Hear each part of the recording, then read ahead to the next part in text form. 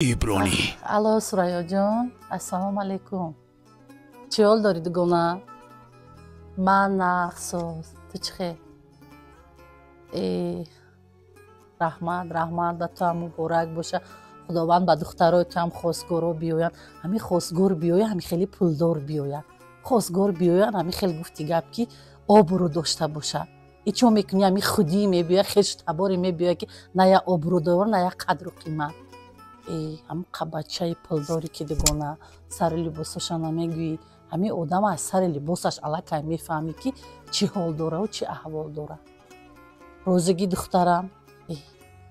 دخترم چی در کار؟ من روزی باشم شده کی روزگی دخترم میپرسد.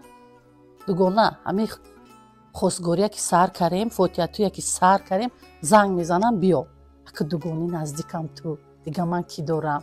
خبر میبینی چه بودگی خداهایا با یگام لباسی فسانتا پوشیده بیا، فهمیدی؟ محله دگونه خیلی بحالی پیش میبینیم یا نصیبی الله. هاوچه جان چیکار کرده؟ ایجا بیا دخترم جان ای بگه خواستگارو بوم میبیایم. اوچه اخی ما رو نمیشناسیم، نمیدونیم.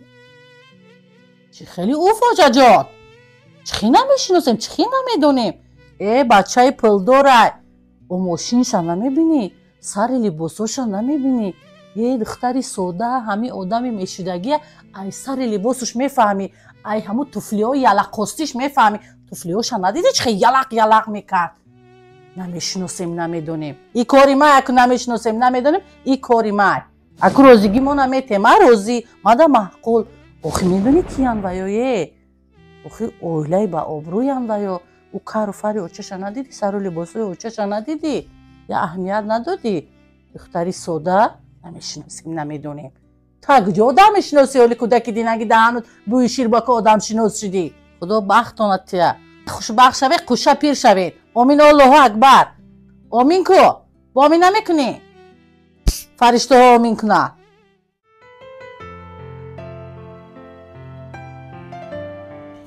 اکا ام مرا شرمنده میکنی. یک کس بینه چی میگه آخ یا آدمی با او برو.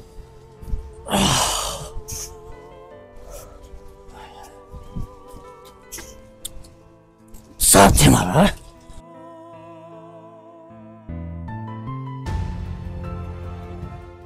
ای اکا با دست بگی خطا بیجا اوخی فکری خطا نمیکنی، فکری پدر مادر تا نمیکنی یا آدمی با او رو.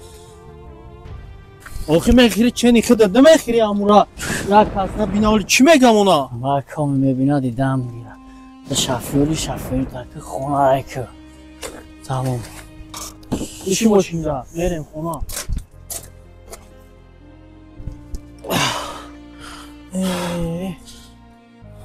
وای برحال بیم اخی میدونی کیان ویایه اخی اویلای با آبرویان ویا او کار و فری اوچش ندیدی، سر و لباسوی اوچش ندیدی یا اهمیت ندادی. دختری سوده نمیشناسیم نمیدونیم.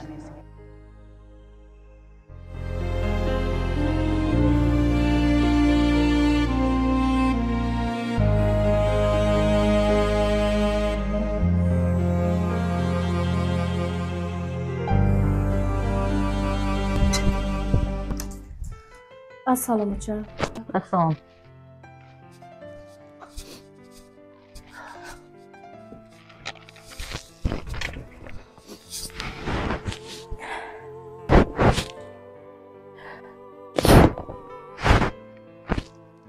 چی گپه؟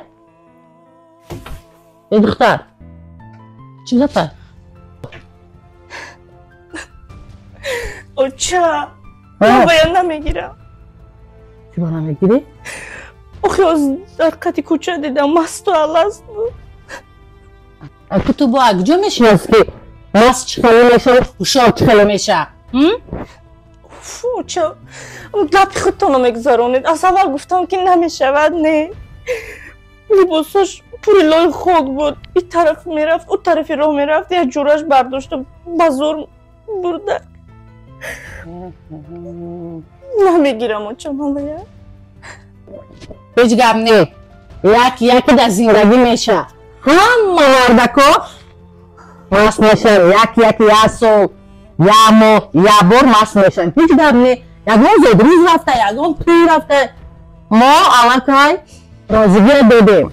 ما پول سنگی مرده گرفتیم. یگان آدم 75,000 آورده نمیتیه. 75,000 آورده داد. میبین پدر همش خودش میخره. یگان چه؟ ما الان رازیگی دادیم. تمام. پک نکن. تمام. توی میشنی؟ میشه. الله اکبر. الله اکبر. اوچا جان حالا بای. چیول داری؟ بیا بچم.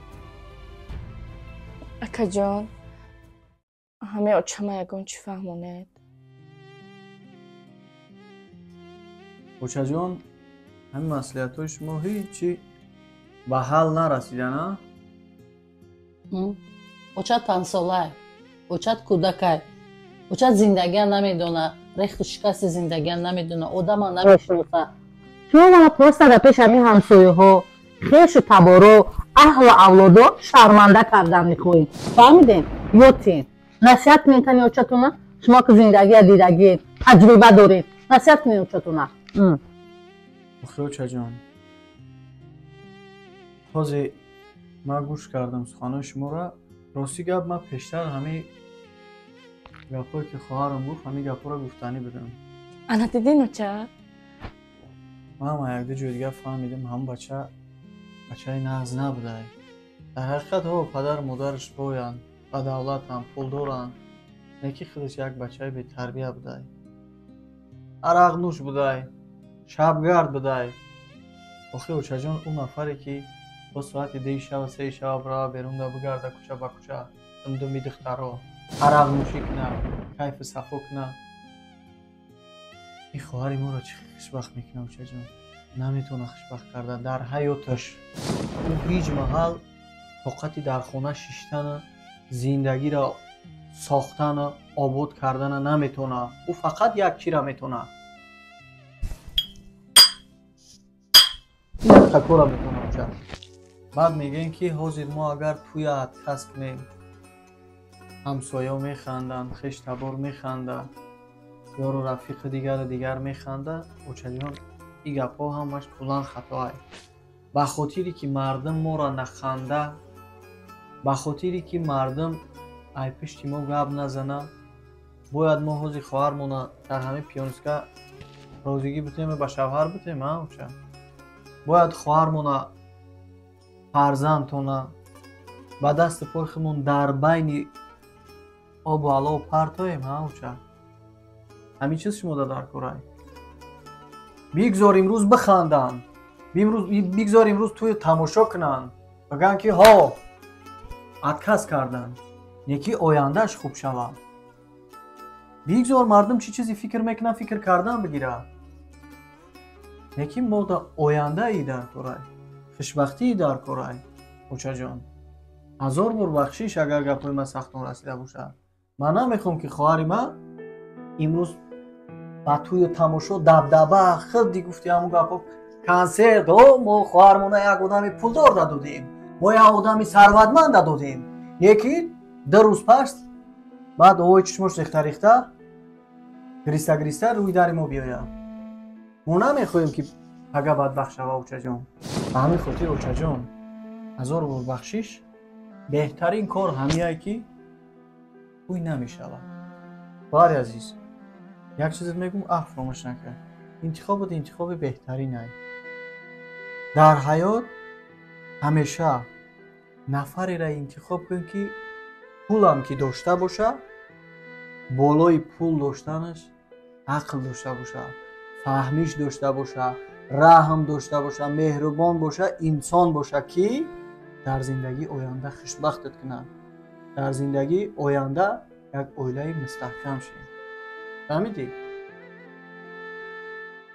اوچای جان اگر سخنای ما شما را سخت رسیده باشه، یگان خطا باشه، 1000 بار بخشش، 1000 بار بخشش.